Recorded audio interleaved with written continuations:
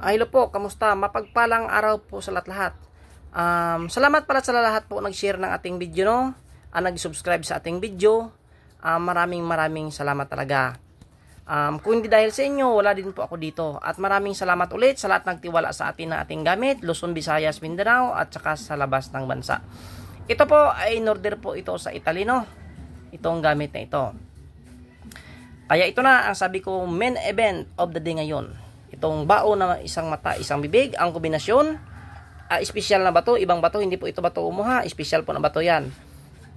Bunga po ng sukuan, ito ang kanyang harap at ito di po ang kanyang likod. Ang kombinasyon niya po, ito na po ang napakaganda. Alam niyo kung bakit? Dito pa lang ay busog ka na sa beads na ito. Kahit ito pa lang ha, paano pa dito merong laman? Maganda po itong isuot sa inaalihan po ng engkanto, masamang espiritu, demonyo, aswang, sa babaeng buntis na inaalihan, maganda po ito isuot. Kung tingnan nyo po, hindi po siya anting-anting ha. Parang props lang po, parang mga disenyo lang po. Pero hindi nila alam, isa na po sa anting-anting na pangkalahatan. Ito po ang kanyang kombinasyon. Isang pandakaki o panglaban sa tigal po, sungay ng usa, hindi mo na... At kahoy po na 5 Marias, gumamila silis, bulaklak ng langit at saka lupa, pampaswerte sa negosyo. Baging po sinukuan, kaya yan merong cross yan sa gitna. At syempre, the Lord of Shiva, destroyer, ang kanyang anting-anting, the Rudraksha beads.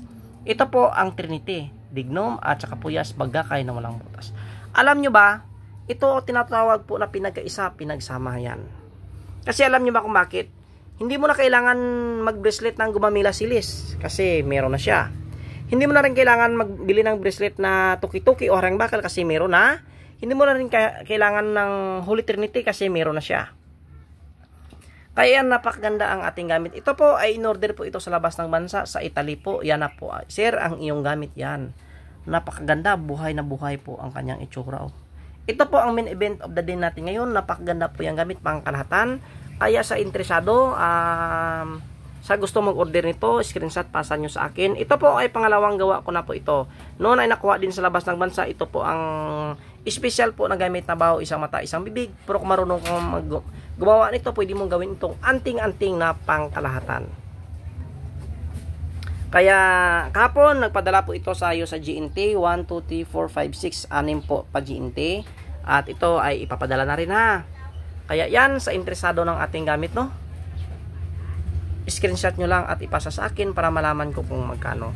Kaya kung isa kang buntis, palagi kang inaalihan ng mga aswang dyan, ito po, magwintas ka po ng bao po ni Kabiboy. Lahat po ng ating anting ay pangkalahatan po ito. Maswerte po sa pamumuhay. Kaya ito, sarili ko pong gamit ha. Baka magtanong kayo magkano ito. Hindi po ito nililimusan, ay binibinta kasi sarili kong gamit yan. Kaya sir, sana nanood ka ng ating video ngayon. At salamat pala sa nag-subscribe na ating video, no? Sa nag-share, sa nag-like, maraming salamat talaga. At ito sir, mapagpalang araw ulit sa'yo. Umaga, tanghali, hapon, gabi. Ito na po ang iyong gamit. Pangalawang gawa na ito. Na bao, isang mata, isang bibig.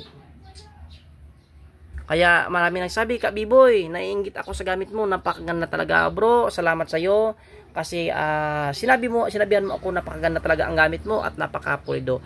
Kaya yan, nag-order sa ng ating gamit, ang kanyang in-order, bao po na 4 ang mata, ito po ang kanyang order. Yan.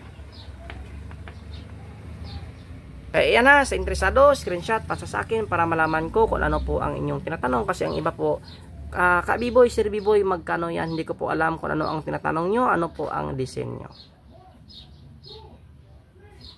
Kaya ulit, respeto ulit ha, sa kapwa natin mga antingeros, mga antingiras, mga gamot. Mapagpalang araw ulit po sa inyong lahat.